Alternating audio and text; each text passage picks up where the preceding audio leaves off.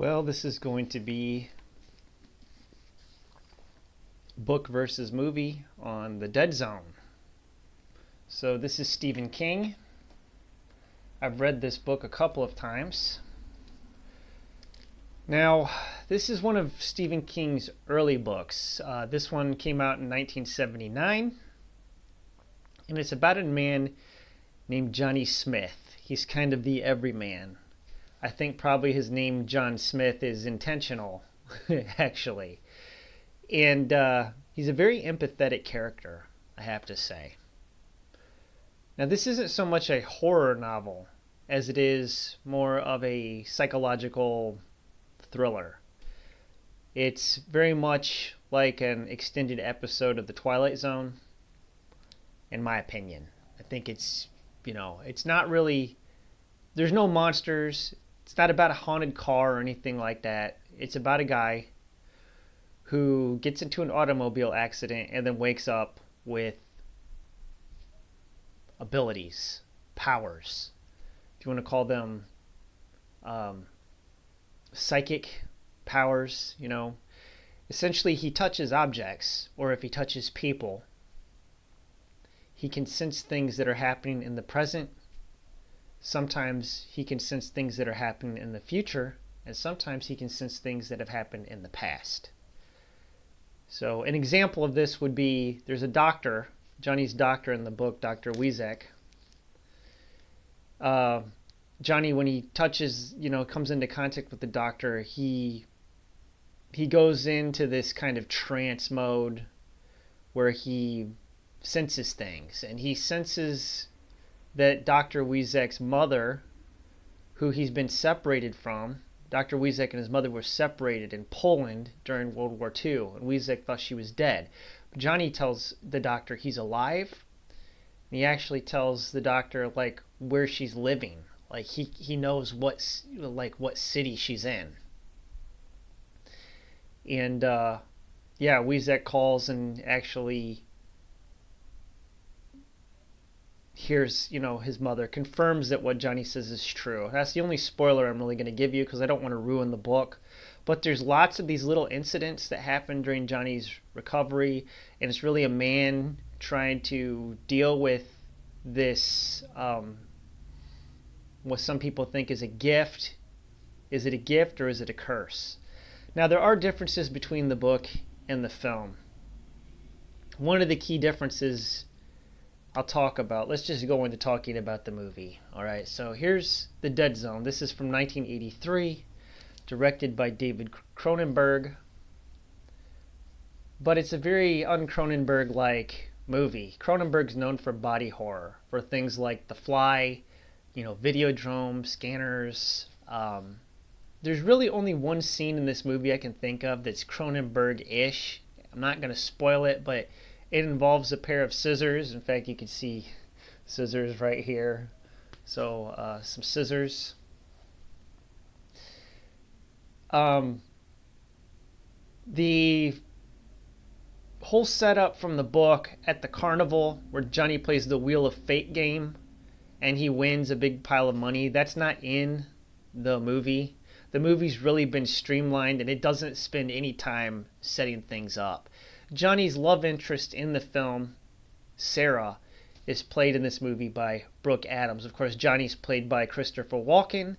And this is more like Christopher Walken, who, from The Deer Hunter. This is before Christopher Walken turns into a parody of himself in the late 80s, early 90s, right? Before he's, hey, you, the Christopher Walken we know from Joe Dirt, right? There's really only one scene in this movie I can think of where Christopher Walken, really goes Christopher Walken. And it's the whole, the ice is gonna break! That scene.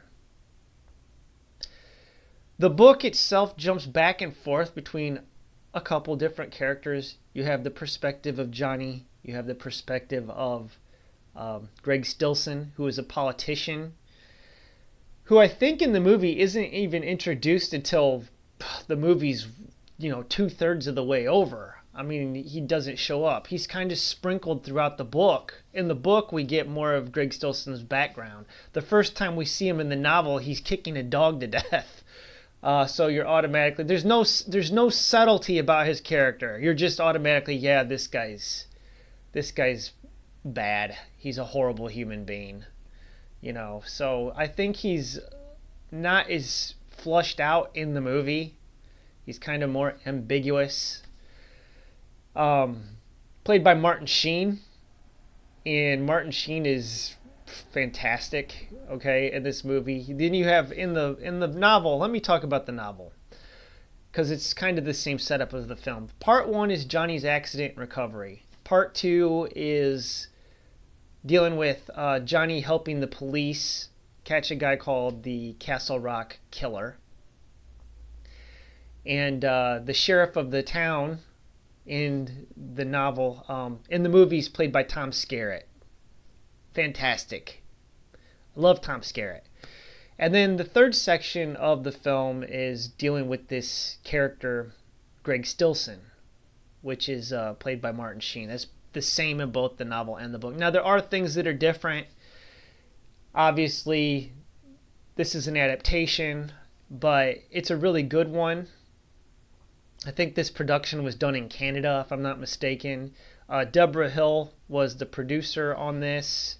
She worked with John Carpenter, John Carpenter's ex-wife. So she's really good at, she knows what she's doing, okay, as a producer. She really knows what she's doing.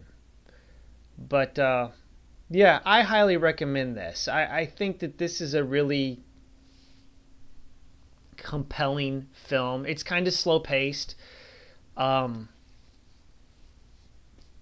I think that that Johnny is his psychological journey, it's fantastic. All right, it's good. Now, book versus movie.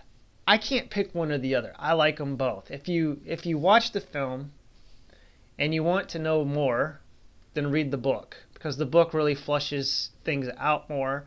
And if you read the book, then watch the movie. I think they complement each other very well. I would give them both 4 for different reasons. All right, 4 stars out of 5. They're not perfect. Neither one of them's perfect. There are quirks in Stephen King's writing that I don't like.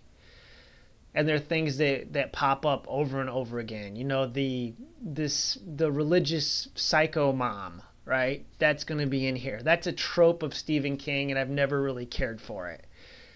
And there's other things. Like, Stephen King's writing can be very crass at times and talk about things that I'm just like, I don't want to hear about that.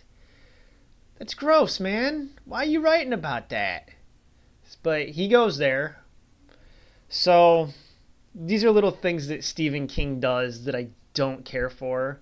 He's a very good storyteller, but there's little stuff that Stephen King works into his books that I've just, ugh. The book itself is a little dated. It has multiple references to Nixon, Watergate, Gerald Ford, the Vietnam War, Jimmy Carter, just that whole period. So it is a little dated. It's a product of its time. Johnny goes into a coma for 4.5 years in the book, and in the movie, I think it's 5 years. So that's pretty much the same.